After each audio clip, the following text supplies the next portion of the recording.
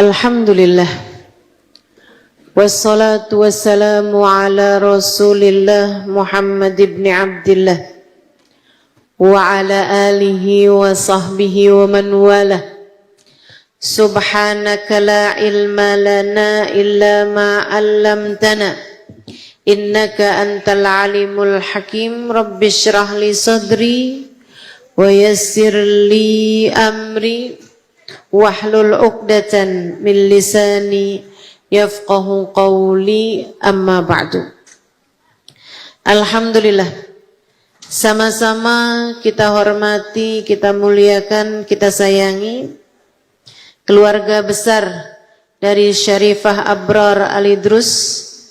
Kita doakan semoga beliau beserta seluruh keluarganya selalu berada dalam limpahan rahmat ridha Allah Subhanahu wa taala. Dipanjangkan umurnya, disehatkan badannya, dimudahkan urusannya, dimurahkan rizkinya, kabulkan hajatnya, dibahagiakan dunia akhiratnya, semakin dicinta Allah Subhanahu wa taala dan Rasulnya. Segenap tim Pondok Pesantren Baitul Ilmi, pimpinan Umi Neli Ilmi Kotiah, juga Umi Khadijah BSA, Umi Nana, juga Ibu Badrah Ekawati, Ibu Wali Kota Bima, serta segenap pimpinan pondok pesantren, pimpinan majelis talim, para hubabah, para syarifah, yang semoga semuanya, para ustadzah juga, dan semoga semuanya dicinta Allah Subhanahu wa taala. Semoga semuanya diberkahi Allah Subhanahu wa taala. Amin. Dilimpahi rahmat ridha Allah Subhanahu wa taala. Amin. Serta tentu saja semua yang hadir di majelis ini, baik yang datang dari dekat maupun yang datang dari jauh, baik yang ada di depan ataupun yang ada di dalam, bahkan yang ada di luar. Semoga semuanya dicinta Allah. Amin. Semoga semuanya disayang Allah. Amin. Semoga semuanya dilapangkan hatinya. Amin. Semoga semuanya disyafaati Rasulullah. Amin. Semoga semuanya hidup dalam keadaan salehah, meninggal dalam keadaan husnul khatimah. Di akhirat kita dimasukkan ke dalam surganya. Amin ya rabbal alamin. Maafkan agar hati kita damai. Tema kita pada malam hari ini. Teman-teman saudaraku sekalian yang saya muliakan, hidup sebagai manusia itu nggak bakalan semuanya suka. Ridwan nas ghayah la tudrak, kata Imam Syafi'i alaihi ridwanallah.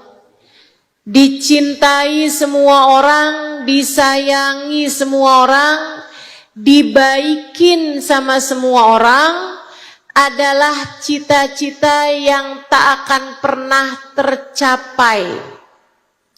Gak ada satu orang pun yang hidup dalam keadaan semua orang setuju semua sama dia, sepakat semua sama dia, sayang semua sama dia. Gak ada ceritanya. Bahkan manusia sempurna bernama Sayyiduna Muhammad, Allahumma salli wa sallim wa barik alaih, sempurna akhlak beliau, sempurna kepribadian beliau, enggak pernah berbuat jahat sama orang. Segitunya aja ada yang jahat sama beliau. Jadi yang namanya dijahatin orang, yang namanya disakitin orang, yang namanya dibenci orang dalam hidup kita ini adalah suatu keniscayaan. Pasti kamu hidup di atas muka bumi, pasti ada yang gak seneng sama kamu. Pasti ada yang berbuat salah padamu. Pasti ada yang nyakitin kamu. Pasti. Imam Asy-Syafi'i ketika dibilang sama orang, Imam, ada orang yang berbuat jahat padamu, dia ngomongin kamu, ribahin. Dia berkata hal-hal yang buruk padamu. Imam Syafi'i tersenyum, kemudian menjawab, harus jadi siapa saya sampai semua orang sayang semua sama saya? Harus jadi siapa saya sampai saya berharap semua orang cinta semua sama saya, seneng semua sama saya? Bahkan Sayyidina Hasan meninggal diracun orang. Bahkan Sayyidina Husain meninggal dipenggal kepalanya. Bahkan Sayyidina Ali bin Abi Thalib ditusuk dari belakang. Sayyidina Uthman ibn Affan meninggal dibunuh saat beliau sedang dalam keadaan sholat. Bahkan baginda Nabi besar Muhammad, kata Imam Syafi'i, manusia mulia, manusia sempurna, manusia agung itu dikatain gila sama orang, dikatain tukang sihir sama orang lain. Maka kalau ada sesuatu yang ada orang berkata buruk tentang saya, itu adalah sesuatu yang sangat wajar. Jadi belajarlah untuk menerima fakta ini. Kalau ada orang berbuat jahat sama kita, benci sama kita, enggak seneng sama kita, sampaikan pada dirimu, berarti saya adalah manusia normal. Betul? Jelas? Kalau ada orang gak seneng sama kita, sampaikan pada diri kita sendiri, saya berarti normal. Normalnya manusia hidup pasti ada yang gak suka, Bu. Normalnya orang hidup di atas muka bumi ini pasti ada yang gak seneng. Udah normal begitu. Udah wajar begitu. Gak apa-apa. Gak apa-apa. Gak apa-apa. Karenanya saya sampaikan padamu. Sekali lagi. Poin nomor 1. Ya. Dijahatin orang itu gak apa-apa. Nggak disenengin sama orang itu nggak apa-apa. Ada yang benci sama kita itu nggak apa-apa. Yang penting kita jangan begitu. Yang penting kita jangan jahat sama orang. Yang penting kita jangan nyakitin hati orang. Yang penting kita berusaha semaksimal mungkin untuk tidak berbuat salah kepada orang. Karena urusannya bisa sangat berat, apalagi kalau sampai kita bawa dosa tersebut sampai ke negeri akhirat. Saya akan sampaikan kepadamu beberapa poin yang mudah-mudahan menjadikan hatimu lebih lega dalam memberi maaf kepada orang lain. Jadi poin yang pertama tadi adalah wajar ketika ada orang berbuat salah kepada kita. adalah wajar ketika ada orang yang gak seneng sama kita. Yang kedua, jangan lupa kita pun juga selama ini pernah berbuat salah kepada orang. Kadang-kadang nih Allah Subhanahu wa ta'ala menegur kesalahan kita lewat perilaku orang lain kepada kita. Dengerin. Dalam hadis Nabi Muhammad mengatakan kama tadin tudan. Sebagaimana kamu berbuat seperti itulah kamu akan dibalas. Hal jazaul ihsan illal ihsan. Tidak ada balasan kebaikan melainkan kebaikan juga. In ahsantum ahsantum li anfusikum. Kata Nabi Muhammad, kalau kamu berbuat baik sama orang, kamu sebenarnya sedang berbuat baik pada dirimu sendiri. In asatum falaha. Kalau kamu sedang berbuat jahat sama orang lain, kamu juga sedang berbuat jahat kepada dirimu sendiri juga. Sebab semua balasan perbuatan kita hanya akan kembali kepada kita. Maka ketika ada seseorang berbuat salah pada kita, berbuat jahat kepada kita, Bu, bisa jadi itu adalah teguran Allah atas perbuatan kita di masa yang lalu. Kak, ingat-ingat, kok dia fitnah saya ya? Tunggu, jangan-jangan saya juga pernah fitnah orang sebelum ini. Kok dia bohongin saya ya? Jangan-jangan pernah juga nih saya berbuat jahat kepada orang selama ini. Membohongi orang lain selama ini. Kenapa dia mengurangi hak saya? Tunggu, jangan-jangan dulu kamu pun juga pernah mengurangi hak orang lain terhadap dirimu itu.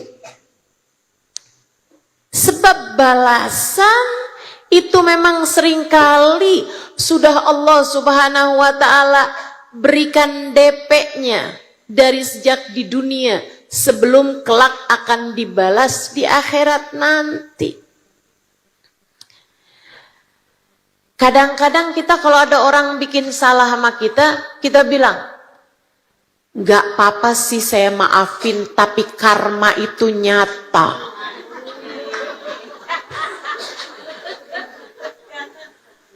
Nanti lihat aja, dia juga akan dibalas Allah. Teman-teman saudara sekalian, kalau kamu yakin bahwasanya orang berbuat jahat kepadamu akan dibalas Allah di dunia ini ya, sebelum akhirat, bukankah bisa jadi kejahatan yang orang lain lakukan kepadamu sekarang adalah balasan dari kejahatanmu di masa yang lalu? Bukan begitu? Dia berbuat jahat, maka kamu bilang tar bakal dibalas. Bisa jadi kejahatan yang kamu terima sekarang adalah balasan Allah atas kejahatan kamu di masa yang lalu. Maka introspeksilah. Introspeksilah. Al-mu'min mir'atul mu'min. Kata Nabi Muhammad, orang Islam itu cerminan bagi orang Islam yang lainnya. Kita lihat diri kita dijahatin sama orang lain, itu merupakan cerminan. Oh, saya sepertinya pernah berbuat ini kepada orang lain.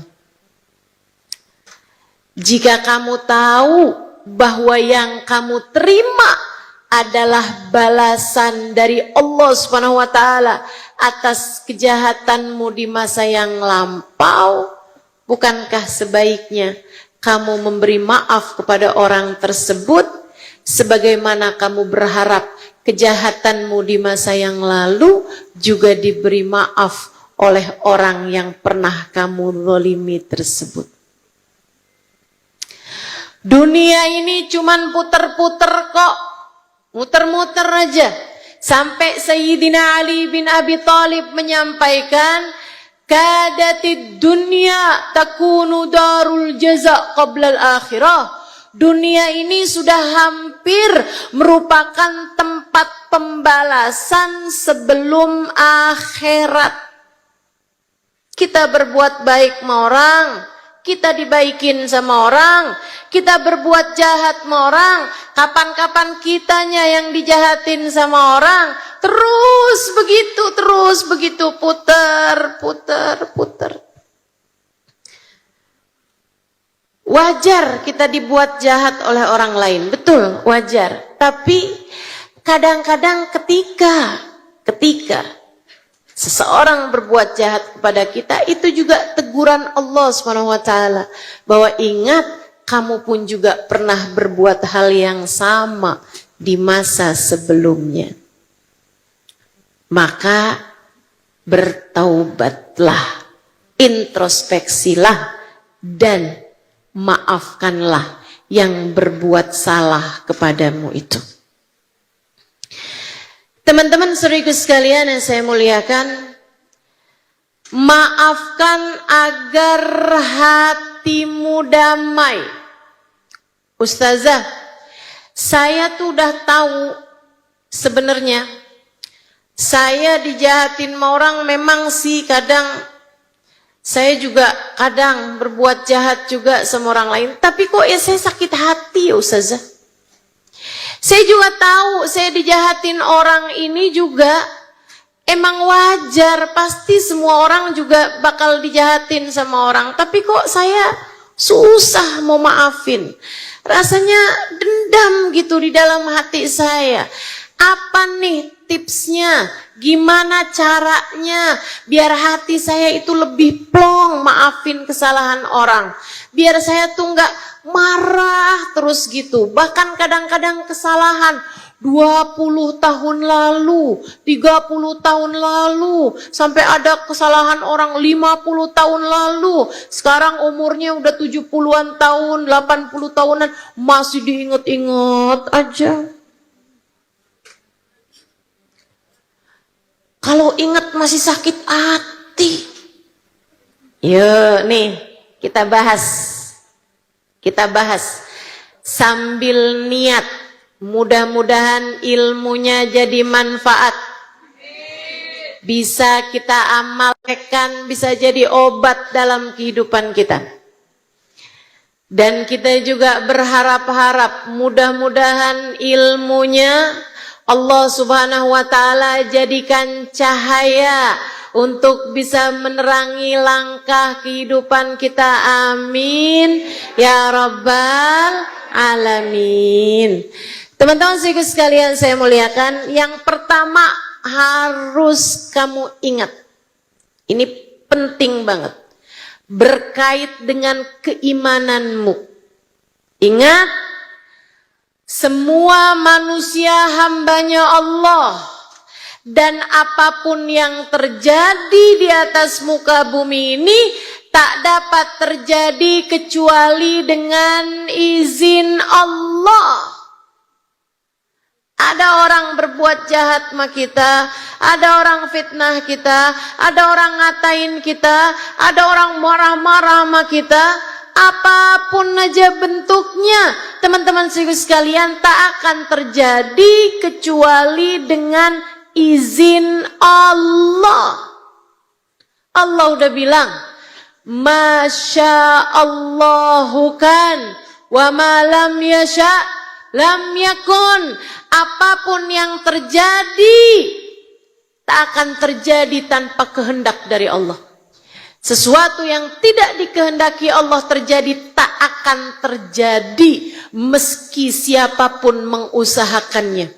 Kita tiap habis sholat kita baca, la mani'a lima a'taita wa la mu'tiya lima mana'ta wala radda lima qadaita wala yanfa'u dal jaddi minkal jadd. Ya Allah, saya faham gak ada yang bisa ngasih kalau engkau menghalangi, gak ada yang bisa menghalangi kalau engkau hendak memberi. Ya Allah, gak ada siapapun yang bisa melakukan apapun tanpa kehendak darimu ya Allah. Tak ada yang bisa menolak apapun yang telah engkau putuskan.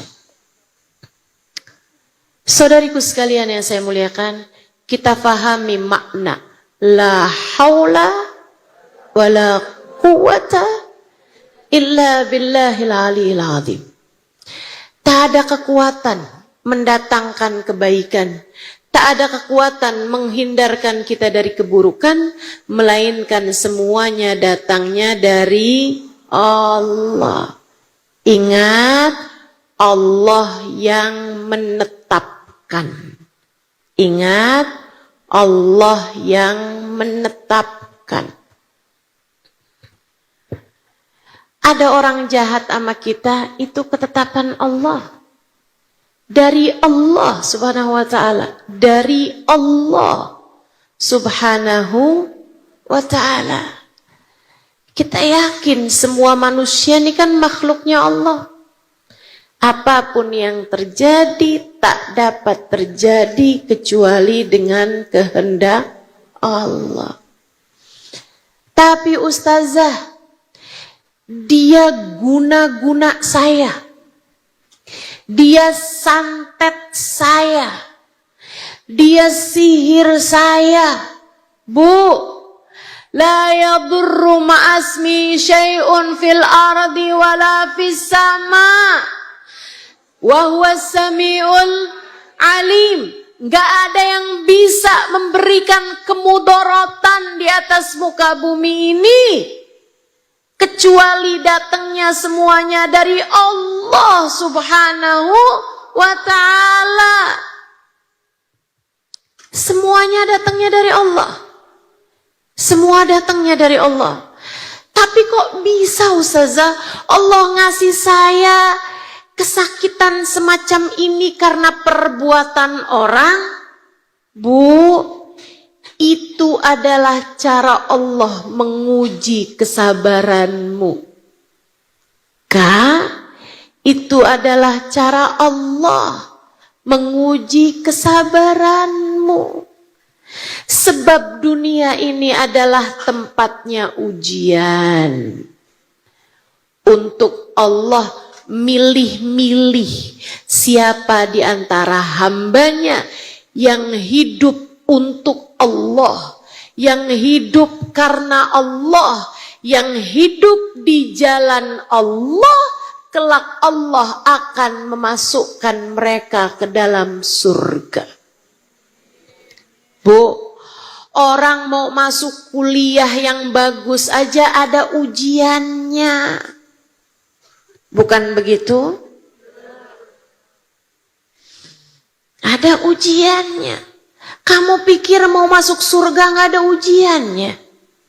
Ala inna sil'atallahil ghaliyah. Ala inna sil'atallahil jannah. Ketahuilah, dagangan Allah, produk Allah itu mahal. Ketahuilah, dagangan Allah, produk Allah adalah surga.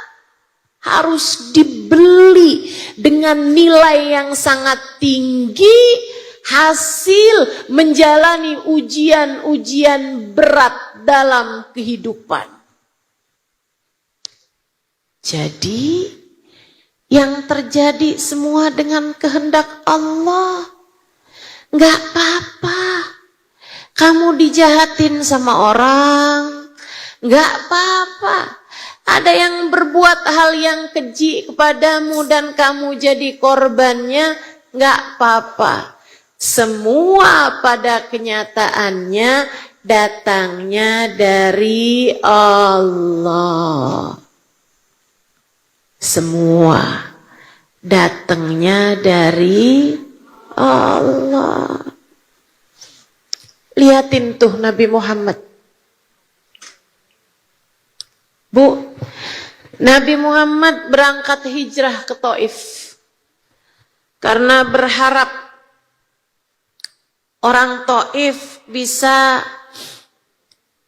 merangkul beliau, memberikan perlindungan pada beliau, karena beliau dijahatin di kota Mekah. Semakin menjadi-jadi kejahatan kaum kafir Quraisy kepada Nabi Muhammad. Terutama sesudah kewafatan dua orang yang selama ini melindungi Nabi Muhammad, yaitu istri Nabi Muhammad Sayyidah Khadijah dan juga paman Nabi Muhammad Abu Talib. Keduanya meninggal di tahun yang sama, tahun ke-10 dari kenabian. Nabi semakin dijahatin. Kemarin-kemarin orang-orang mau berbuat keji kepada Nabi Muhammad, nggak enak sama pamannya. Pamannya adalah teman saya, katanya kaum kafir Quraisy. Nggak enak sama istrinya. Dulu waktu saya lagi susah dibantuin, dikasih utangan, dikasih uang sama istrinya Khadijah. Keduanya meninggal dunia di tahun yang sama. Semakin kejilah orang kaum kafir Quraisy. Nabi pun memutuskan untuk berangkat hijrah pada tahun ke-11 dari kenabian ke Taif bersama dengan anak angkatnya yang semula adalah bekas budak beliau sendiri, Zaid bin Harithah. Berangkat nih berdua ke Taif. Ketemu di rumahnya pemuka Taif, orang paling terpandang di kota Taif, keluarga Abd Yalail namanya. Nabi ketemu sama mereka, mereka pun berkumpul, keluarga pembesar-pembesarnya Taif. Mereka kemudian nanya, ada apa nih Muhammad, kiranya kamu datang ke kota kami ini? Nabi Muhammad kemudian berkata, Inni Rasulullah ilaikum. Saya dituruni untuk saya wahyu dari Allah Subhanahu wa taala. Diturunkan wahyu oleh Allah Subhanahu wa taala kepada saya. Nabi bacakan beberapa ayat. Saya adalah utusan Allah Subhanahu wa taala untuk umat zaman akhir ini. Saya nabinya umat zaman akhir. Dibacakan firman-firman Allah kepada Nabi Muhammad. Mereka pertamanya diem, lama-lama ketawa, lama-lama cekikikan. Bu, menghina, mengejek Nabi Muhammad. Seorang di antara mereka berkata, Muhammad, kamu pikir Tuhan kehabisan stok sampai diutusnya orang kayak kamu ini? Nggak bisa baca, nggak bisa nulis, bukan keluarga raja. Ada Tuhan ini di atas muka bumi punya raja-raja Romawi, raja-raja Persia. Kalau Allah mau mengutus seorang nabi, bakal dipilihnya anak raja Persia, anak raja Romawi, bukan anak dari kampung semacam kamu ini Muhammad, yang bahkan udah nggak punya orang tua dari sejak kecil. Kamu aneh-aneh aja Muhammad. Yang satu lagi bilang, ya ampun, saya nggak pernah denger lelucon lebih lucu daripada ini. Aneh bener. Yang satu lagi bilang, Muhammad, sejak saat ini aku putuskan nggak bakalan lagi saya mau lihat muka kamu ataupun denger omongan kamu. Sebab kalau kamu seorang nabi, siapa saya sampai berani-berani lihat mukanya nabi? Siapa saya sampai saya berani-berani ngobrol sama nabi? Kalau kamu bukan seorang nabi, cuman orang ngaku-ngaku aja, nggak sudi saya ngomong sama orang tukang ngaku-ngaku belaka. Nabi menunduk, sedih hatinya. Nabi Muhammad kemudian keluar bersama dengan Zaid bin Harithah, merasa terusir dari kota Taif yang semula besar harapan Nabi Muhammad untuk mendapatkan suaka dan perlindungan di kota tersebut.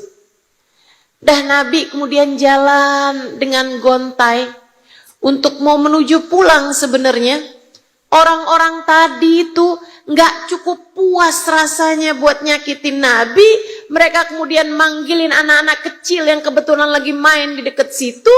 Dipanggilnya anak-anak tersebut dan juga budak-budak dipanggil sama mereka. Dikasih semacam uang receh kalau di kita. Kemudian bilang, tuh lemparkan laki-laki itu dengan kerikil. Dia adalah orang gila namanya Muhammad. Nabi pun mulai dilempari dengan batu. Sambil diteriakin, Muhammad gila, ada orang gila, Muhammad gila, ada orang gila. Nabi lari tunggang langgang.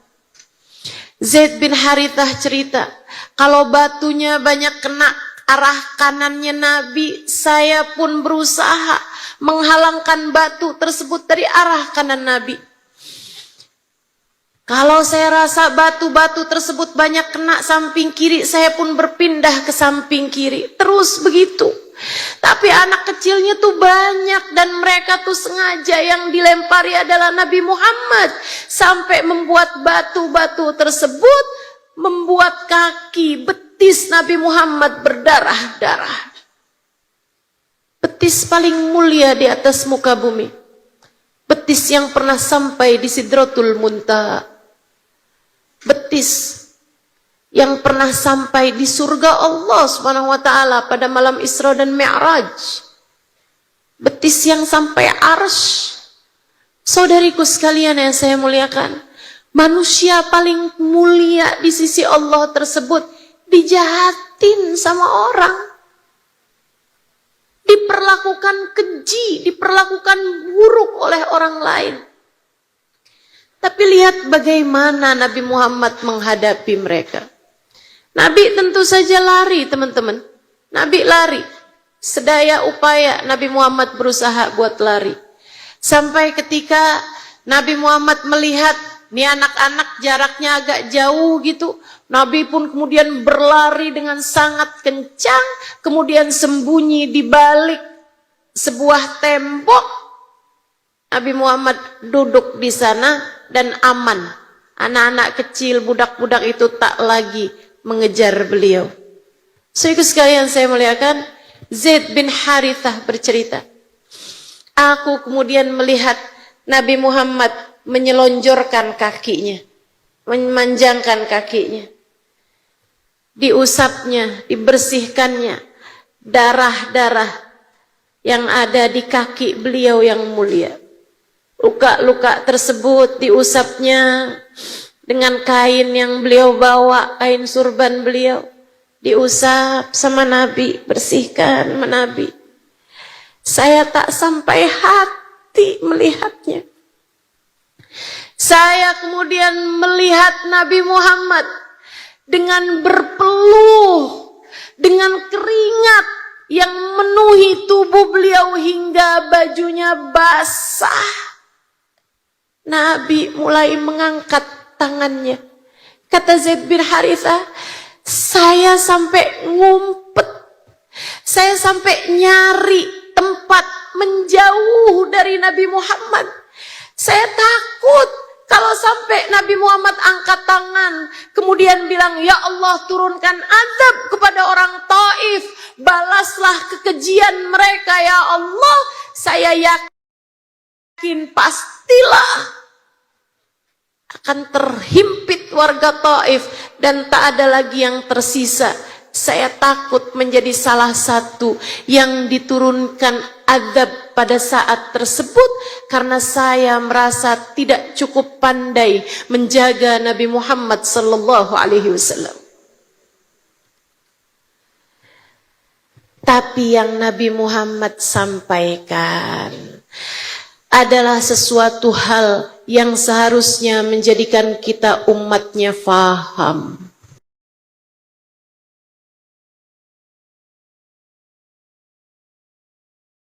Sebagai hamba yang ingin mencari ridhonya Allah Subhanahu wa ta'ala dalam kehidupan kita, belajar untuk memaafkan kesalahan hamba-hambanya.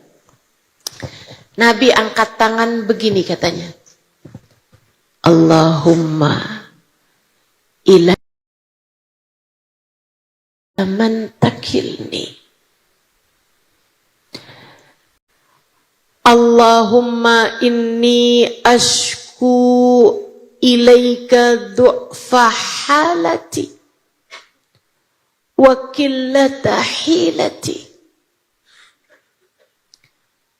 Nabi Muhammad bilang,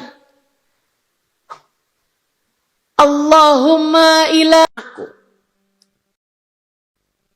aku nih mau diserahin kemana ya Allah? Karena Nabi Muhammad faham semuanya tak akan terjadi kecuali dengan kehendak Allah. Nabi faham di mana yang dihadapi semua hambanya Allah. Kata Nabi Muhammad, ya Allah, Engkau akan menyerahkan aku kepada siapa nih ya Allah? Aila aduin, apakah kepada musuh yang kemudian menyerang aku? Apakah kepada yang jauh, kemudian justru malah berbuat kekejian padaku? Allahumma inni ashku ilaika du'fa halati wa qillata hilati. Ya Allah, aku mengadu kepadamu. Siapa nih yang mau diaduin? Orang-orang Taif yang tadi melempari itu. Habisnya Nabi Muhammad bilang, ya Allah, nih saya kira-kira mau kau serahkan kepada siapa nih Allah? Habis itu Nabi Muhammad bilang, ya Allah, aku mengadu kepadamu. Pasti yang diaduin orang Taif kan? Yang tadi ngejek-ngejek Nabi Muhammad, atau anak-anak dan budak-budak yang tadi melempari Nabi Muhammad dengan batu. Tapi ternyata enggak. Allahumma inni ashku ilaika du'fa halati wa qillata hilati. Ya Allah, aku mengadu kepadamu betapa lemahnya diriku, betapa aku yang tidak mampu mencari jalan keluar permasalahan di hidupku. Saya ya Allah yang terlalu lemah. Saya ya Allah yang gak pinter nyari solusi kehidupan saya ya Allah. Saya ya Allah. Allahumma illam yakun alayya bika ghadabun fala ubali. Ya Allah, apapun yang terjadi, selagi Engkau tetap cinta padaku, selagi Engkau tidak marah padaku, selagi Engkau tetap sayang padaku, apapun yang terjadi ya Allah, aku tidak peduli. Sebab keridhoanmu adalah puncak cita-citaku. Sebab kasih sayangmu adalah yang selalu aku tuju.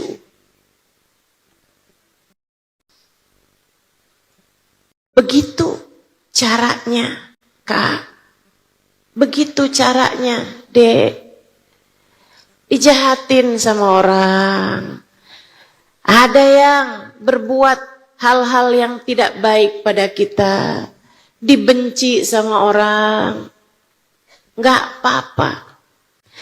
Kamu nggak perlu mengadukan mereka kepada Allah. Ya Allah, balaslah dia ya Allah. Allah itu Maha Pengampun. Yang gak bisa maafin kan kamu. Kenapa kamu melibatkan Allah dalam urusan balas-membalas? Gak gitu caranya. Kata Allah, aku yang menjadikan hal itu terjadi.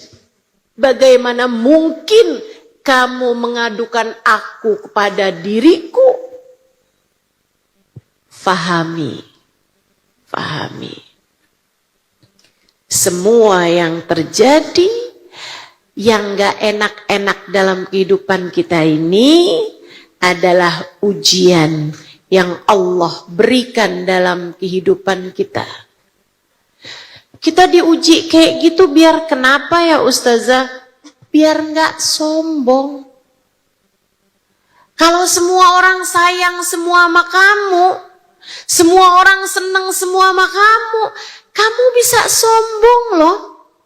Dan kalau sombong, aba wastakbar wa kana minal kafirin. Kata Allah tentang iblis, dia itu enggan buat sujud, nggak bisa hormat sama orang lain. Dia sombong, maka dia pun kemudian menjadi orang-orang yang kafir. Iblis jadi kafir karena dosa bernama kesombongan. Allah ngelihat kamu, ini kok dikasih ini, dikasih itu, disenengin sama suaminya, dicintai sama keluarganya, mertuanya sayang, iparnya sayang, saudara-saudara semuanya sayang, keluarganya semuanya sayang, tetangga-tetangga semua seneng sama dia, teman-teman semua seneng sama dia. Kok lama-lama dia ngerasa sombong ya? Saya dong.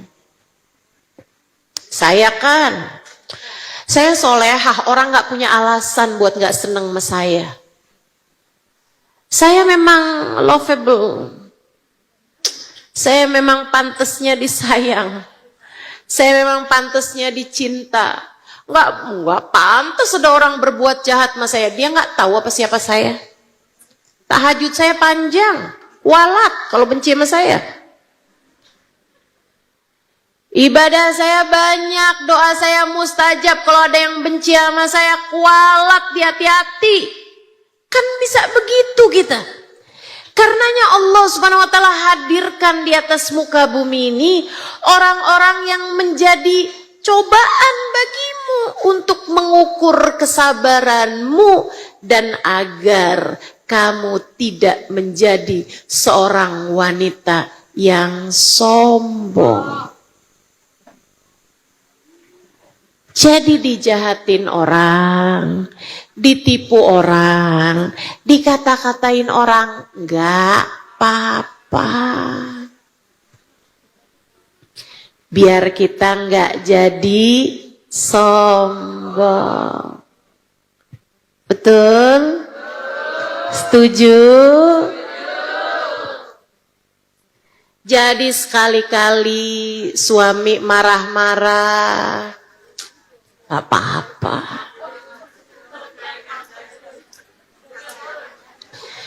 Biar kamu gak jadi perempuan sombong, gak apa-apa. Apa-apa.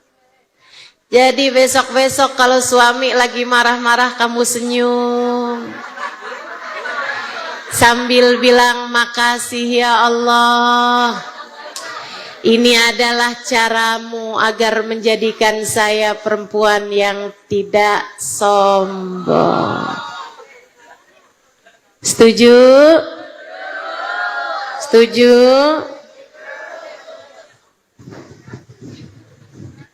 Saudariku sekalian saya muliakan. Itu satu.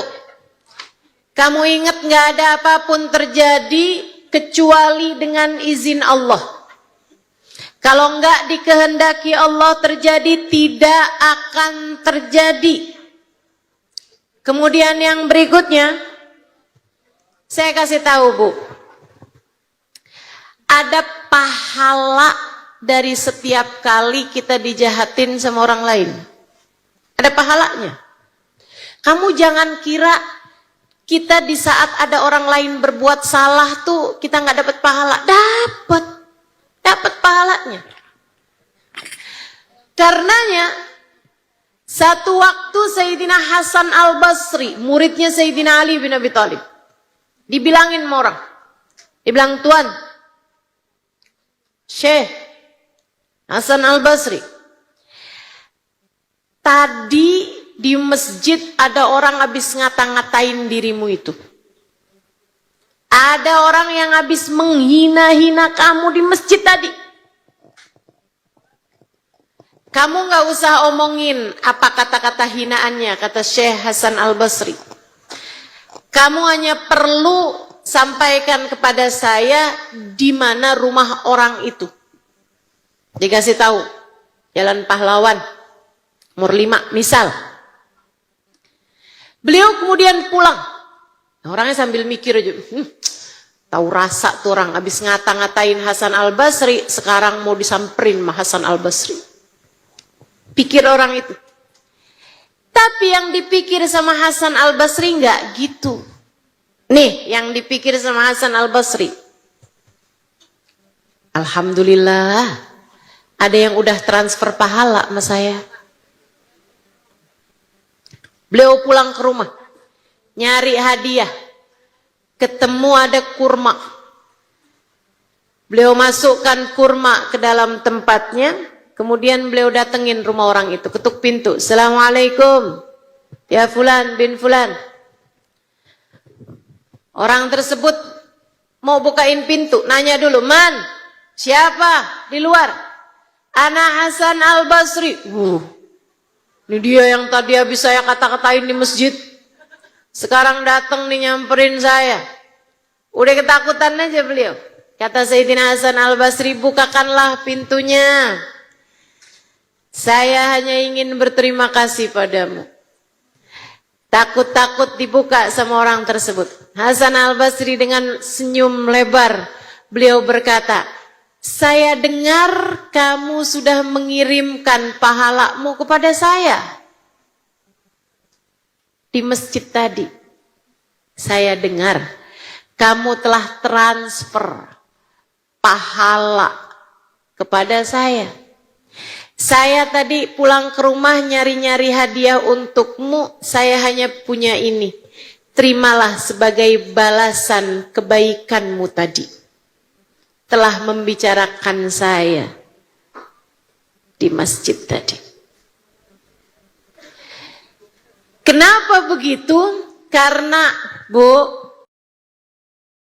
nih, Nabi Muhammad bercerita, diawali dengan pertanyaan kepada para sahabatnya, Araftum manil muflis? Kalian tahu nggak siapa orang yang bangkrut? Yang punya duit tapi punya hutang dan hutangnya lebih banyak daripada uangnya, wahai Rasulullah. Kata Nabi, itu orang bangkrut menurut kalian. Tahukah kalian siapa orang yang bangkrut dalam pandangan Allah? Allah wa rasuluhu a'lam, kata para sahabat. Allah dan Rasulnya yang lebih tahu.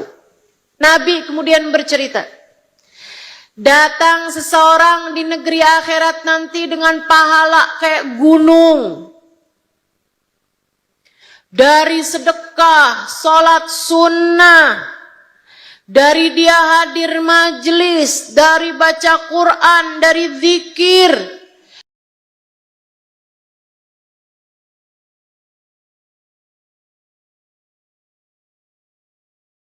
dari santunan kepada anak yatim, dari pahala-pahala dia yang sangat banyak, bahkan dari pahala haji dan umrah. Kata Nabi Muhammad, orang ini datang bawa pahala kayak gunung banyaknya. Walakinnahu syatama dzak waqtaba ala dzak wa akhadha min haqqi dzak. Tapi orang ini waktu hidup di dunia, walaupun banyak pahalanya, tapi banyak pula kejahatannya kepada orang lain. Dia pernah ngomongin orang, dia pernah bohongin orang, dia pernah nipu orang, dia pernah ngata-ngatain orang, dia pernah ngambil haknya orang, dia pernah marah-marahin orang, dia pernah ngelabrak orang, dia pernah nyakitin hati orang. Maka datanglah mereka semuanya berbondong-bondong kepada Allah. menagih kejahatan orang tersebut kepada mereka. Ya Allah, orang itu loh yang punya banyak pahala, dia pernah ngata-ngatain saya. Yang satu bilang dia pernah menghina saya, satu lagi bilang dia pernah ngejek saya. Ya Allah, dia pernah bohongin saya, dia pernah gibahin saya, dia pernah begini, dia pernah begitu. Allah SWT kemudian bilang, ambil dari pahala yang dia punya. Maka diambillah sesuai dengan kejahatan yang pernah dia lakukan. Diambil sampai habis, masih datang juga orang. Ya Allah, dia pernah jahatin saya tetangganya. Pernah ngomong fitnah saya ya Allah. Sampai orang sekampung gak senang semua sama saya gara-gara dia. Kata Allah, ambil pahalanya. Udah habis ya Allah. Kalau gitu taruh dosa kamu buat dia. Taruh dosa kamu buat dia. Saudaraku sekalian, saat ada orang berbuat jahat kepadamu, dia sebenarnya sedang mengirimkan pahalanya kepadamu. Dapat pahala itu kan bukan ringan. Tahajud ngantuk, puasa lapar. Betul? Sedekah sayang-sayang duitnya. Iya kan? Kalau ada orang yang transferin pahala sama kamu, seneng apa gak seneng? Berarti kalau ada orang yang sedang berbuat jahat kepadamu, dia sebenarnya sedang mentransfer pahalanya kepadamu. Kamu mestinya berterima kasih kepada dia, bukan malah tidak memaafkan dia. Kalau kamu nggak maafin dia, sekarang gantian kamu pun juga berbuat jahat sama dia. Kalau kamu berbuat jahat sama dia, takutnya di akhirat kamu ambil pahalanya, dia pun juga ngambil pahala kamu. Sayang-sayang, daripada begitu lebih baik setiap kali ada orang yang jahat sama kamu, sampaikan aja sama diri kamu, alhamdulillah ada yang secara sukarela transfer pahala. Jelas? Jelas? Kalau ada yang berbuat jahat, maafin apa enggak? Karena kalau kita lihatnya secara nilai balasannya di akhirat, nggak ada kok yang berbuat jahat sama kita. Semuanya hanya sedang lagi ngutang. Antara dia berbuat kebaikan kepada kita, atau dia berbuat jahat kepada kita, lagi ngutang yang nantinya akan kita ambil kelak di hari akhirat nanti sebagai pahala-pahala kita. Insya Allah. Jadi maafin aja. Satu, karena semua yang terjadi tak akan terjadi kecuali dengan izin Allah. Dan seringkali ketika ada yang berbuat jahat kepada kita, adalah cara Allah untuk menguji kita biar kita nggak jadi sombong. Kemudian yang berikutnya, kalau ada orang jahat sama kita, maafin aja.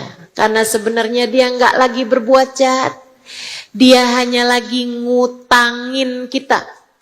Dia hanya lagi ngambil hutang sama kita, tapi pasti dia akan membalasnya berupa kita akan ambil pahala-pahalanya dia kelak di hari akhirat.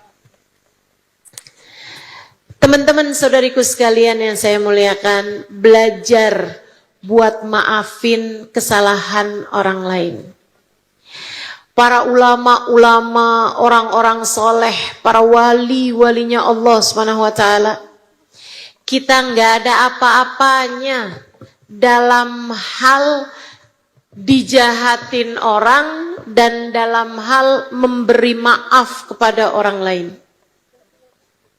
Saya ingat satu cerita tentang gurunya guru saya, ayahandanya guru saya. Namanya Habib Muhammad bin Abdullah Al-Haddar alaihi ridwanallah. Ayahanda dari guru saya, Wabah Nur, Wabah Maryam. Saudaraku sekalian, satu hari beliau dakwah, khutbah di masjid di Mekah. Rupa-rupanya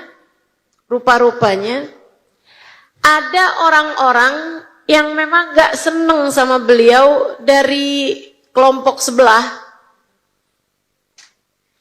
yang emang udah nungguin, nintar nih kalau Muhammad Haddar ceramah lagi kita dengerin. Kalau ada yang gak pas nih sama kita, nintar kita bales dah, biar nggak berani-berani lagi kayak gitu. Habib Muhammad Al-Haddar menyampaikan ceramah beliau. Indah, bagus, berdasar ayat Quran, berdasar hadis Nabi Muhammad. Tapi kan seperti yang tadi saya sampaikan, seperti apapun kita pasti ada yang nggak senang. Begitu Habib Muhammad Al-Haddar keluar dari sholat, keluar dari masjid, habis selesai khutbah, sholat, kemudian beliau keluar dari masjid. Di jalan yang cukup sepi, beliau dikeroyok, dipukulin. Ulama, teman-teman, ulama. Dipukulin sama orang-orang yang gak senang sama beliau ini. Sampai babak belur, memar-memar. Badan beliau merah sini, hitam sini, ungu, pukulin orang. Beliau sampai jatuh. Kemudian beliau, habisnya beliau jatuh itu mereka pada ninggalin beliau. Beliau jalan menuju rumahnya. Awal kali jalan, jahat banget situ orang-orang. Mereka pukulin saya sampai kayak gini. Padahal saya kan gak bikin apa-apa tadi. Saya cuma nyampein ajaran agama Allah. Kenapa kok mereka berbuat jahat kayak begitu? Astagfirullah, tuh orang mengjahat-jahat banget sih. Tapi terus beliau kemudian terbayang-bayang. Bagaimana orang kafir Quraisy memperlakukan Nabi Muhammad. Bagaimana orang Taif memperlakukan Nabi Muhammad. Kemudian beliau pun keingat bahwasanya semua yang terjadi di atas muka bumi ini semuanya juga dari Allah Subhanahu wa Ta'ala untuk menguji kita. Belum lagi nilai pahala kita atas segala kesabaran kita menghadapi orang-orang tersebut.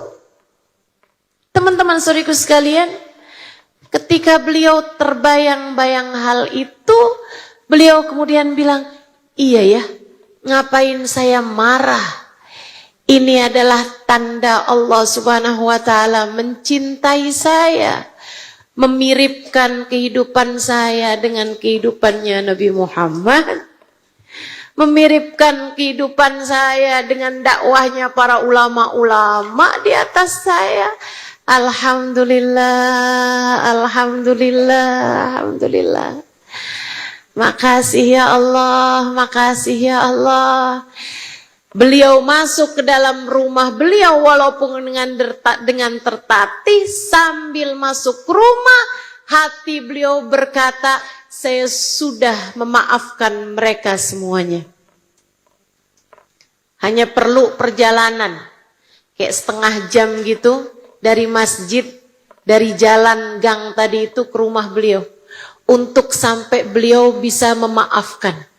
Teman-teman, kamu masih perlu berapa tahun untuk memaafkan? Hah? Yang udah berapa tahun ini kamu masih terus kesel, kamu masih terus marah. Ini para ulama-ulama kita nih hanya perlu waktu sekitar setengah jam aja nih. Sampai kemudian dia bisa dengan lega hati menyampaikan, ya Allah, saya sudah memaafkan mereka semua. Kata Habib Muhammad bin Abdullah Al-Haddar, saya ketika memaafkan mereka semua itu, hati saya rasanya lapang sekali. Hati saya rasanya lapang sekali. Kemudian saya berpikir, alhamdulillah saya tuh udah bisa memaafkan orang dari perjalanan. Dari jalan tadi tuh sampai ke rumah setengah jam aja. Saya udah bisa memaafkan mereka semua. Tiba teleponnya bunyi. Telepon rumah. Dulu tuh masih pakai telepon rumah. Zaman saya kecil juga masih menangin tuh. Telepon itu masih adanya di rumah ya. Nggak di tangan seperti sekarang gitu. Telepon rumah beliau berbunyi. Diangkat sama beliau dari gurunya. Gurunya bilang begini. Muhammad Haddar, kamu kok baru bisa maafin sampai pintu rumah? Segitunya kok kamu bangga? Muhammad Haddar, tahu nggak kamu? Ulama-ulama dulu dipukul ke arah kanan sudah bisa memaafkan sebelum yang kiri juga ikut dipukul kemudian. Jadi ini digampar sebelah kanan, kemudian biasanya kan orang gampar juga sebelah kiri tuh. Nah itu saat gampar sebelah kanan udah bisa maafin sebelum gampar sebelah kirinya.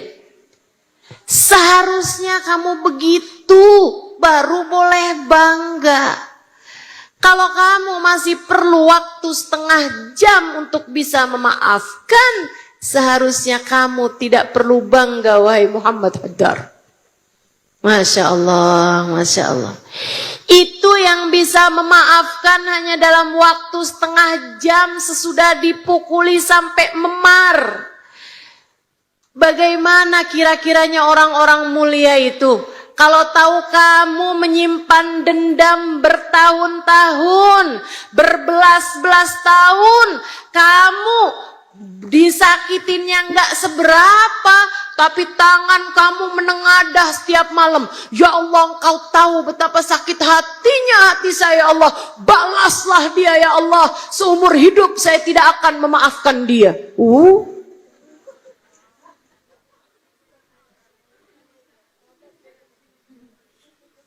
Teman-teman saudaraku sekalian yang saya muliakan, bahaya, bahaya. Kamu harus belajar buat memaafkan. Insya tenang. Semua yang orang lain lakukan pada kita itu adalah sebenarnya sedang memberikan pahala-pahala kebaikan kepada kita. Maka seharusnya kita terima pahala yang dikirimkan, kemudian kita belajar untuk memaafkan. Baik, yang ketiga, nih biar kamu gampang maafin. Gini, saudaraku sekalian saya muliakan, kamu kalau nggak mau maafin salahnya orang, ya, itu yang nggak bahagia, yang rusak, yang kotor hatimu sendiri.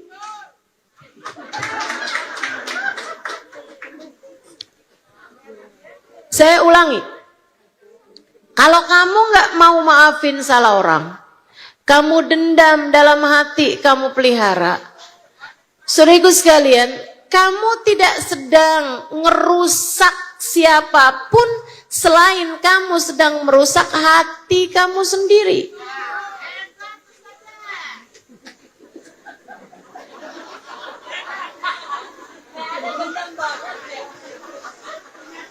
Ini kenapa ini?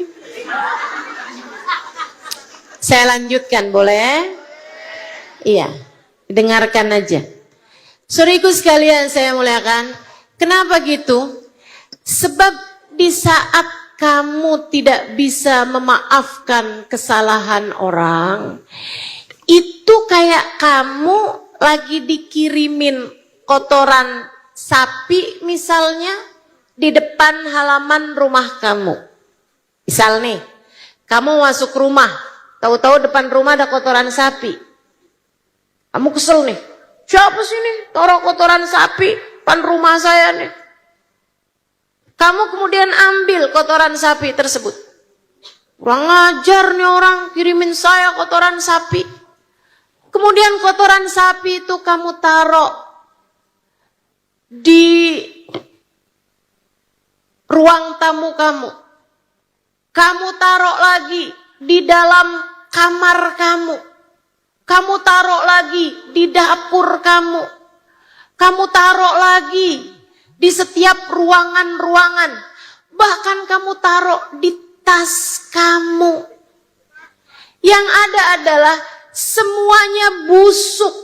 Semuanya bau. Semuanya kemudian berpenyakit. Teman-teman saudaraku sekalian, itu yang terjadi ketika ada orang berbuat salah kepadamu dan kamu tidak memaafkan dia, malah kamu bawa terus dalam hari-hari kamu rasa marah kamu tersebut, seolah-olah kamu taruh kemarahan-kemarahan itu di semua tempat-tempat di dalam dirimu itu. Busuk semuanya. Terus mestinya kayak gimana? Kalau kamu tahu ada yang meletakkan kotoran sapi, taruh di halaman belakang. Kemudian lupakan. Saudariku sekalian, dalam waktu beberapa bulan, pohon-pohon tomat, tanaman-tanaman cabai yang asalnya nggak pernah berbuah, menjadi tumbuh buah-buahnya karena subur bekas kotoran sapi. Kalau ada orang berbuat salah sama kamu, taruh di belakang halaman rumah hatimu, kemudian lupakanlah. Suatu saat nanti ia akan menumbuhkan benih-benih kebaikan di dalam hatimu. Tahu-tahu yang asalnya berat tahajud jadi lebih ringan tahajudnya. Tahu-tahu yang asalnya ngomongnya suka kasar jadi lebih lembut ucapannya. Tahu-tahu anak-anak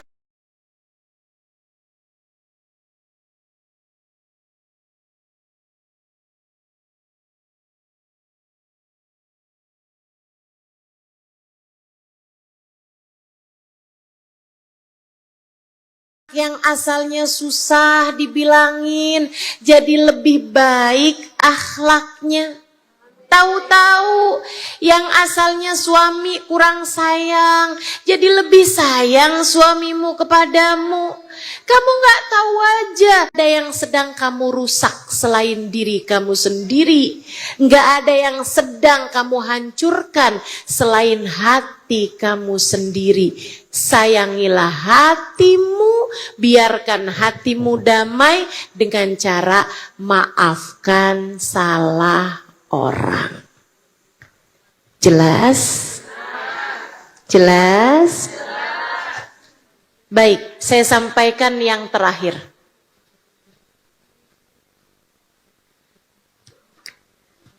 Saat kamu tidak memaafkan kesalahan orang, kamu sedang bermasalah sama ibadahmu. Ini paling berat menurut saya. Seperti yang tadi saya sampaikan, ibadah ini kan bukan ringan. Betul nggak? Ibadah ini nggak ringan. Saudaraku sekalian, kamu bangun tahajud malam-malam. Rasanya apa? Ngantuk. Kamu puasa nih, puasa sunnah tadi siang ini. Karena hari Asyura. Rasanya kayak gimana? Haus. Apalagi? Lapar. Apalagi? Lemas. Ibadah tuh kayak gitu, berat. Teman-teman sekalian, kamu mau udah ibadah berat-berat kayak begitu Allah nggak mau terima? Mau ditolak sama Allah SWT? Enggak dong. Kita berharap ibadah kita diterima sama Allah.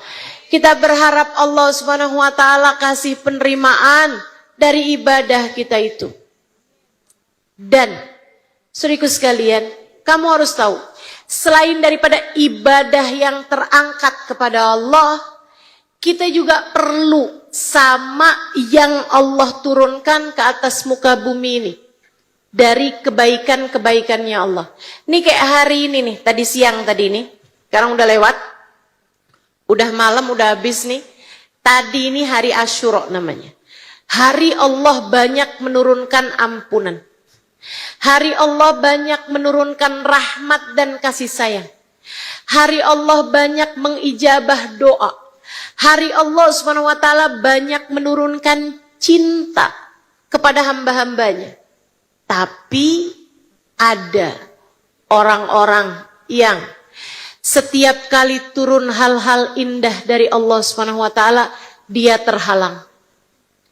Ada orang-orang, setiap kali dia ibadah, ibadahnya tidak terangkat satu jengkal pun dari atas kepalanya. Dia terhalang dari ibadahnya diterima, dan dia terhalang dari turunnya karunia-karunia dari Allah SWT. Apa sebabnya?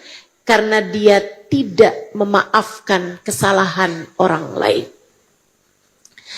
Kata Nabi Muhammad sallallahu alaihi wasallam, "Thalathatun la turfa salatuhum fawqa ru'usihim shibra." Ada 3 kelompok orang, solatnya tidak akan diterima Allah Subhanahu wa ta'ala. Tidak akan terangkat dari kepalanya, bahkan hanya 1 jengkal pun saja. Nggak keangkat. Boro-boro keterima, keangkat aja enggak. Teman-teman saudaraku sekalian, buat keterima tuh harus keangkat. Keangkat dulu tuh. Kayak WhatsApp kita itu baru bisa diterima sama orangnya kalau udah terkirim. Nah, kalau terkirim aja enggak, gimana mau diterima? Nabi Muhammad menceritakan 3 kelompok orang ini, sholatnya enggak diterima sama Allah.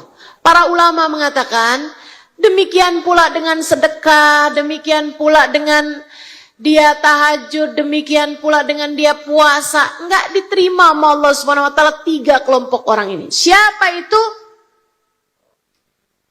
Man amma qauman wa hum lahu karihun. Siapapun yang jadi pemimpin suatu masyarakat, sementara masyarakatnya, rakyatnya benci kepada dia. Pemimpin yang zalim. Itu sholatnya enggak akan diterima Allah Subhanahu wa taala.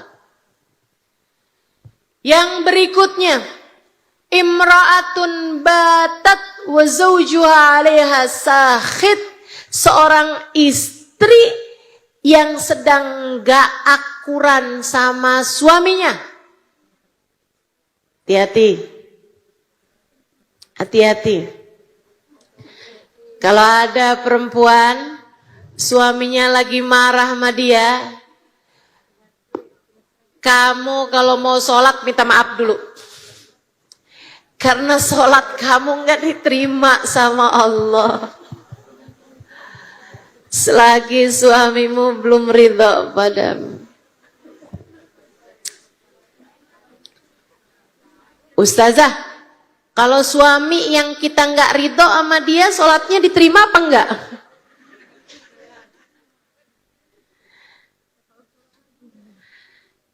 Suami yang soleh adalah suami yang baik kepada keluarganya. Itu iya. Tapi istri, ini memang kalau suaminya nggak ridho sama dia, sholatnya nggak diterima Allah SWT. Saudaraku sekalian saya muliakan, jadi jangan sampai nih para istri-istri di sini, jangan sampai kamu hadir majelis tapi nggak dapat ridho suaminya. Kalau ada di sini istri yang tadi berangkatnya suaminya nggak ridho, boleh balik aja nggak apa-apa. Minta ridho sama suami, bilang saya diomelin Ustazah Halimah. Disuruh nyari ridho kamu nih. Atau WhatsApp aja. Bilang, maafkan saya ya, I love you.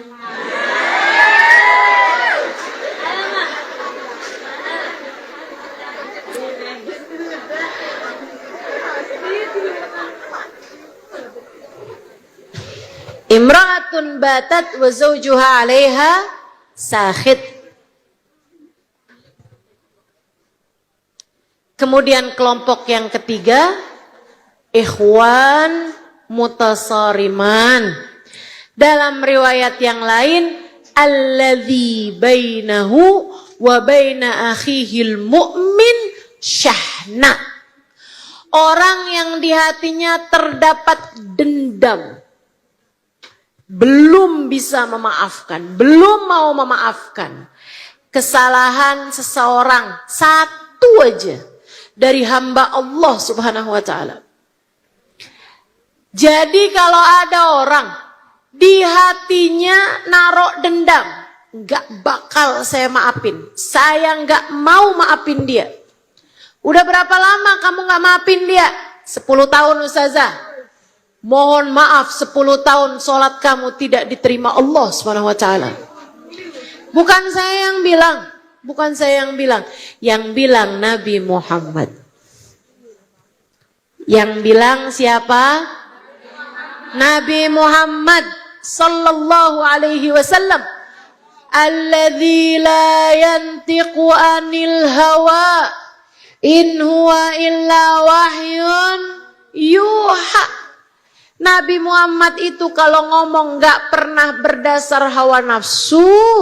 Semua yang diucapkan Nabi Muhammad adalah wahyu dari Allah Subhanahu wa ta'ala. Enggak ada orang yang ucapannya lebih benar dari ucapannya Nabi Muhammad. Jadi, walaupun ada teman-teman ngomporin kamu, jangan dimaafin, enak aja. Kalau kamu maafin nanti dia semena-mena.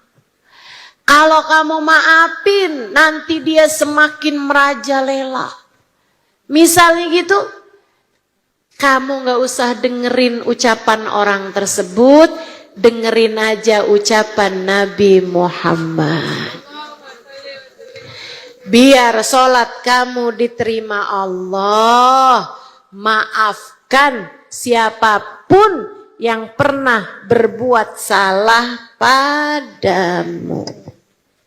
Insya nggak usah pakai pengecualian, Bu, Kak, Dek. Saya maafin semuanya kecuali dia. Tuh jangan pakai pengecualian. Maafin semuanya. Sebab alladzi bainahu wa baina akhihil mu'min syahna. Itu walaupun kepada satu orang sekalipun. Maafin semuanya. Termasuk juga ketika ijabah doa turun, rahmat turun, kasih sayang Allah turun. Itu kalau turun, kalau kena orang yang di hatinya terdapat dendam, Allah bilang sama malaikatnya, yang itu jangan turunin. Kenapa gitu ya Allah? Ungduru, kata Allah, hatta yasallaha. Tunggu sampai hatinya damai. Tunggu sampai dia mau memaafkan kesalahan hambaku. Kesalahan saudaranya yang beriman. Silahkan sesudahnya turunkan ampunan dariku. Teman-teman saudaraku sekalian, sayang-sayang. Kalau rahmatnya Allah turun, kamu gak dapat hanya karena kebencianmu terhadap seseorang ini. Sayang, kita gak punya kehidupan yang lain selain kehidupan kita yang sekarang. Kalau semua rahmat Allah yang turun kamu nggak dapet, semua ibadah yang kamu kerjakan ditolak, ibadah mana, bekal mana yang akan kamu bawa untuk saat kamu mati nanti? Daripada membuat dirimu berada dalam keadaan bahaya, daripada membuat nasib akhiratmu menjadi nggak pasti, menjadi mengkhawatirkan, saya sarankan kamu, seberat apapun hatimu, sebesar apapun kesalahan orang lain kepadamu, maafkanlah. Insya Allah. Apalagi ditambah dengan fakta terakhir ini, teman-teman. Yang kamu benci itu, yang kamu kesel itu, yang kamu belum maafkan itu, dia kan umatnya Nabi Muhammad. Betul? Umat Nabi Muhammad bukan dia? Umat Nabi Muhammad sallallahu alaihi wasallam. Saya kasih tahu, umat Nabi Muhammad itu disayang sama Nabi Muhammad. Umatnya Nabi Muhammad itu, kalau dia berbuat salah, Nabi Muhammad yang akan menengadahkan tangan memohonkan ampun kepada Allah. Ya Allah ampuni dia, ya Allah ampuni dia.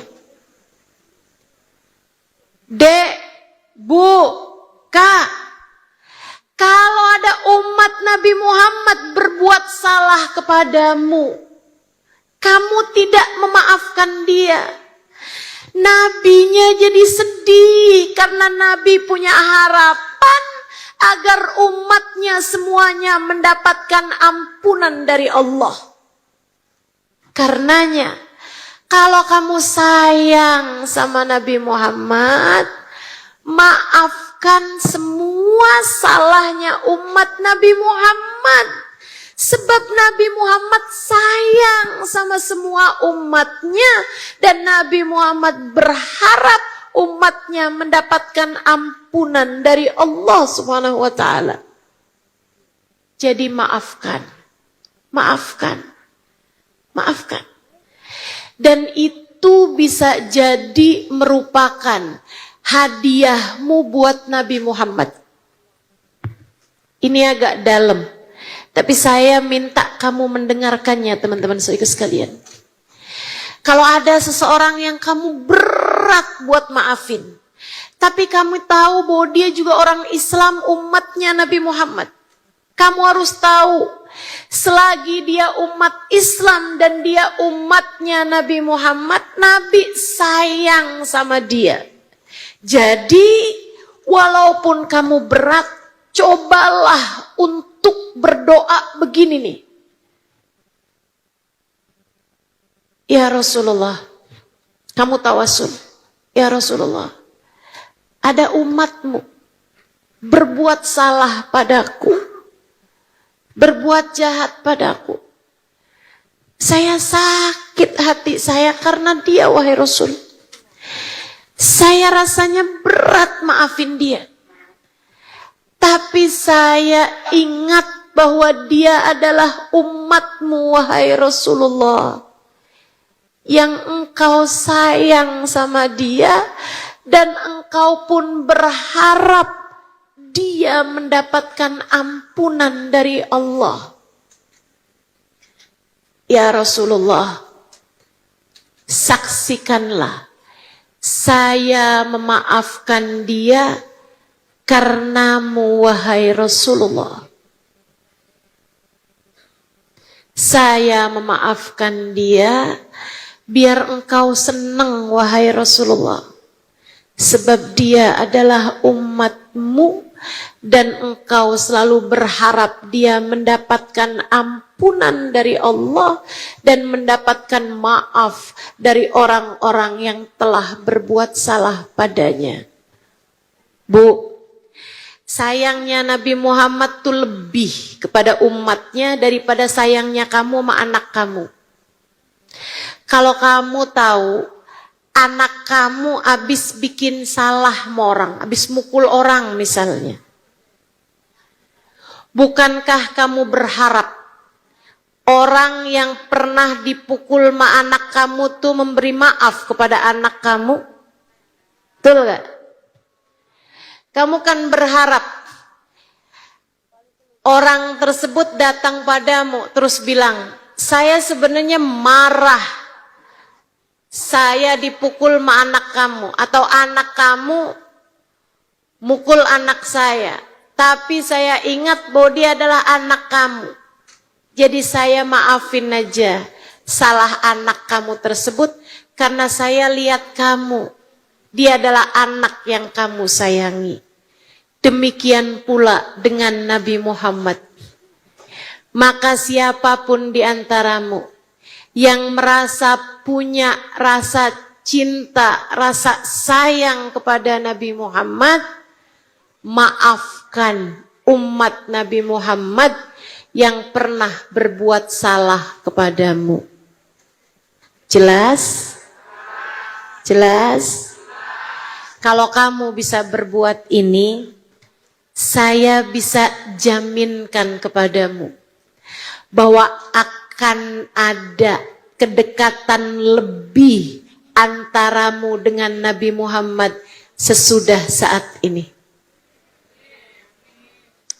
Kalau kamu sebenarnya berat memaafkan seseorang, tapi kamu ingat bahwa dia pun juga umat Nabi Muhammad, beriman kepada Nabi Muhammad, kemudian kamu memaafkan dia karena dia adalah umatnya Nabi Muhammad, kamu bilang, ya Rasulullah, berat sebenarnya saya buat memaafkan dia, tapi bukankah dia adalah umatmu wahai Rasulullah? Saya maafin kesalahan dia wahai Rasul, karena melihat engkau sebagai nabinya dia, dan dia adalah umat yang kau sayangi juga.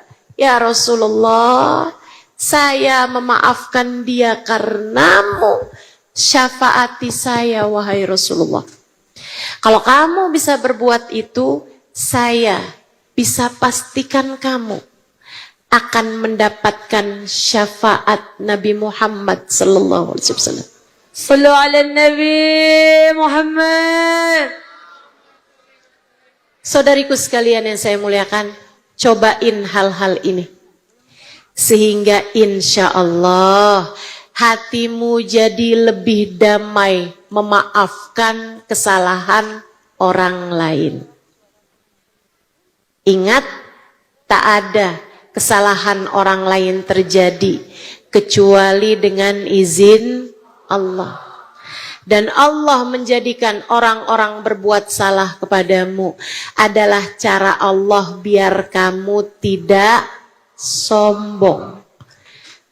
Kemudian ingat bahwa di saat seseorang berbuat jahat padamu, apapun aja bentuknya, ada nilai pahalanya di sisi Allah Subhanahu wa taala atas kejahatan yang orang lain lakukan.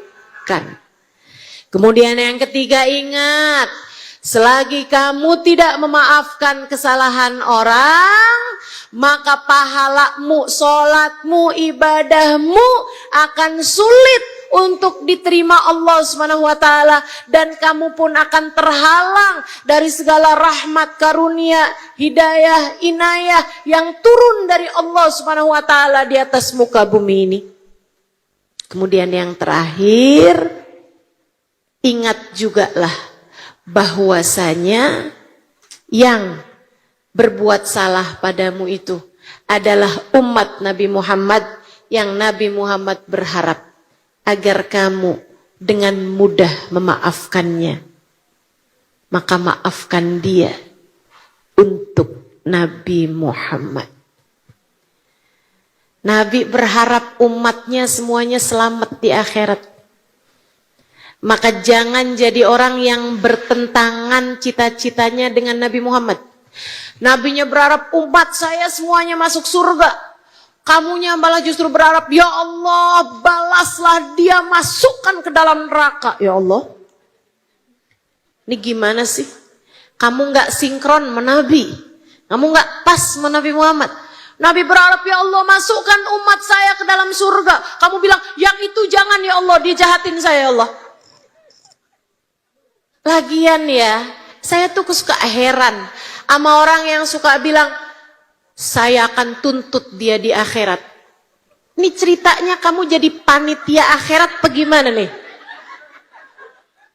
Kok bisa yakin-yakin mau nuntut orang di akhirat nih, kamu diminta jadi panitia bagaimana di akhirat? Hah? Bisa-bisanya mau nuntut-nuntut orang di akhirat. Dah maafin aja, biar kita juga nggak dituntut-tuntut sama orang di akhirat. Amin. Biar semua kesalahan dan dosa-dosa kita diampuni Allah. Amin. Biar kesalahan kita sama manusia juga mendapatkan ampunan dari Allah Subhanahu wa taala dan mendapatkan maaf dari semua manusia. Insya Allah. Terakhir yuk kita baca sholawat. Kita akan baca sholawat pada baginda kita Nabi besar Muhammad sallallahu alaihi wasallam. Biar hati kita semuanya jadi pada lapang. Kita mau minta sama Allah Subhanahu wa taala ini malam Senin.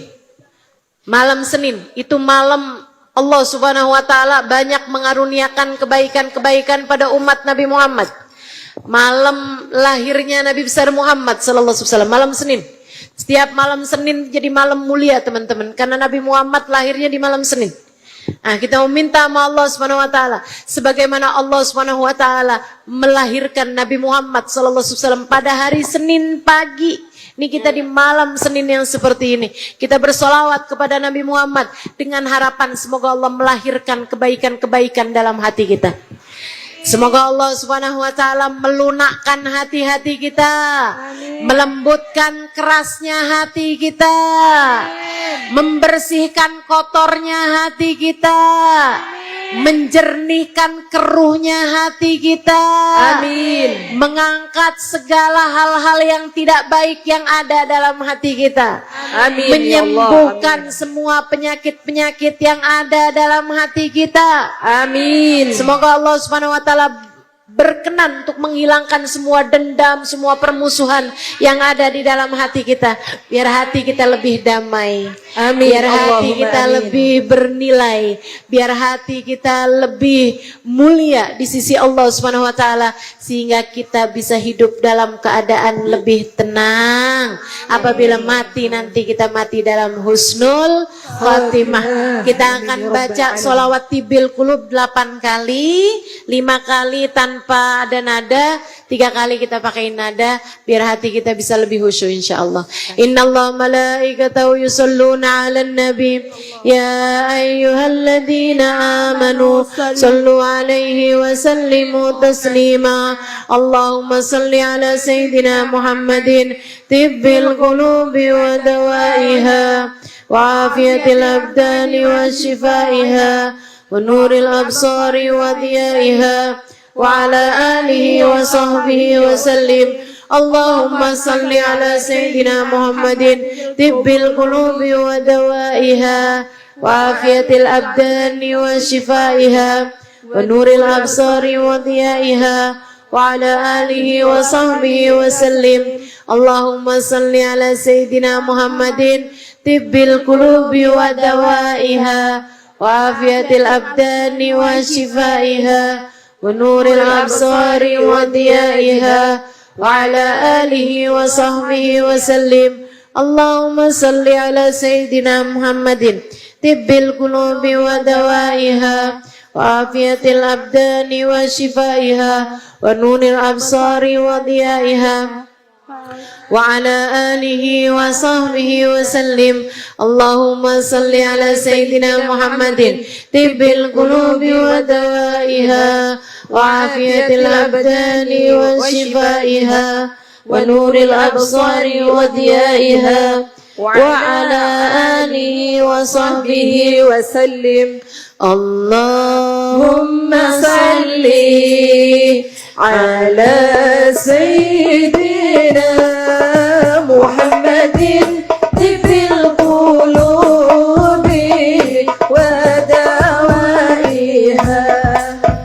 وعافية الأبدان وشفائها ونور الأبصار وديائها وعلى آله وصحبه وسلم. اللهم صل على سيدنا محمد طب القلوب ودوائها وعافية الأبدان وشفائها ونور الأبصار وديائها وعلى آله وصحبه وسلم. Terakhir.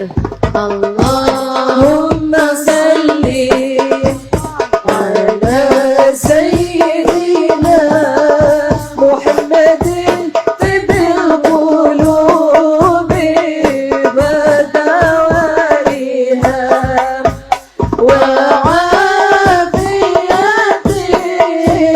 الأبدان وشفائها ونور الأبصار وديائها وعلى آله وصحبه وسلم. الفاتحة بالقبول وتغمي كل سول وأن الله يصلح الإمام والأمة والرائي والرعية وأن الله ينزل في قلوبنا السكينة. Amin. Kita akan baca suratul Fatihah, kita minta pada Allah Subhanahu wa taala, semoga Allah Subhanahu wa taala menurunkan hidayah buat kita sekalian. Amin. Menurunkan hadiah darinya. Menurunkan ijabah doa. Amin. Menurunkan untuk kita pembersihan hati. Amin. Semoga hati kita semuanya dijadikan hati yang bersih. Amin. Semoga Allah Subhanahu wa taala menurunkan ampunan. Menurunkan kesehatan buat hati kita. Amin. Kesehatan buat pikiran kita. Kesehatan buat badan kita. Amin. Semoga Allah Subhanahu wa taala merizkikan Amin. karunia-karunia yang indah buat kita sekalian. Amin. Allah jadikan hati kita hati yang bersih, hati yang jernih, hati yang tenang. Allah Subhanahu wa taala karuniakan kepada kita akhlak yang terpuji, dapat berbuat baik kepada setiap orang, bahkan kepada yang berbuat jahat kepada kita sekalipun, bisa memaafkan kesalahan orang lain kepada kita. Dan bisa kita pun juga mendapatkan maaf dari semua orang yang pernah kita zalimi selama ini. Kita minta pada Allah Subhanahu wa taala semoga Allah memandang kita dengan pandangan kasih sayangnya. Semoga dengan keberkahan majelis ini, keberkahan salawat kita kepada baginda Nabi, Allah Subhanahu wa taala memandang semua yang hadir dengan pandangan kasih sayangnya. Amin. Semoga semuanya disayang Allah, dirahmati Allah, disayang Rasulullah, dirindukan Rasulullah. Semoga semuanya hidup dalam keadaan solehah. Apabila datang ajal, semuanya mati dalam husnul khatim. Ala hadhihi niyah wa bikulli niyatin salihah. Kita pun juga doakan keluarga kita, dua orang tua kita, anak-anak kita, semua orang-orang yang kita sayangi. Semoga semuanya disayang Allah, dibimbing Allah, dicinta Allah, dimuliakan Allah. Ala hadhihi niyah wa bikulli niyatin salihah jami'ah syamilah ila hadratin Nabi Muhammad sallallahu alaihi wa alihi wasallam. Al-Fatihah. A'udzu billahi minasyaitonir rajim. Bismillahirrahmanirrahim. Alhamdulillahirabbil alamin, arrahmanir rahim, مالك يوم الدين إياك نعبد وإياك نستعين اهدنا الصراط المستقيم صراط الذين أنعمت عليهم غير المغضوب عليهم ولا الضالين آمين. اللهم بحق الفاتحة وبحق الصلاة على النبي صلى الله عليه وسلم تفتح لنا أبواب الخير تعاملنا معاملة أهل الخير تكفينا من جميع الفتن والمهن بؤس وضير إنك ولي كل خير متفضل بكل خير برحمتك يا أرحم الراحمين. اللهم إنا نسألك زيادة في الدين بركة في العمر وصحة في الجسد سعة في الرزق وتوبة قبل الموت وشهادة عند الموت مغفرة بعد الموت وعفوا عند الحساب وأمانا من العذاب ونصيبا من الجنة وارزقنا النظر إلى وجهك الكريم. اللهم عافنا من بلائك وأوزئنا شكر نعمائك وأذقنا برد عفوك وحلاوة مناجاتك. اللهم إنا نسألك من العقول أوفرها ومن الأذهان أصفاها ومن الأعمال أزكاها ومن الأخلاق أطيبها ومن الأرزاق أزلها ومن العافية أكملها من الدنيا خيرها ومن الآخرة نعيمها بحق سيدنا محمد صلى الله عليه وسلم. يا مقلب القلوب ثبت قلوبنا على دينك وتوفنا على ملتك. يا محول الأحوال حول حالنا إلى أحسن الحال وعافنا من أحوال أهل الضلال وفعل الجهال. اللهم اجعل جمعنا هذا جمعا مرحوما وتفرقنا من بعده تفرقا معصوما ولا تجعل اللهم لنا ولا فينا ولا معنا شقيا ولا مترودا ولا محروما.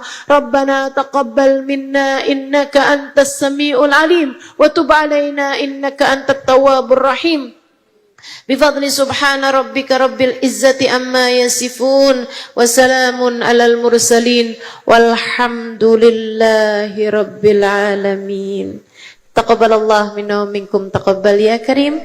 Mudah-mudahan bermanfaat. Kurang lebihnya mohon maaf. Mudah-mudahan pendapat diamalkan. Wal afu minkum. Wassalamualaikum warahmatullahi wabarakatuh.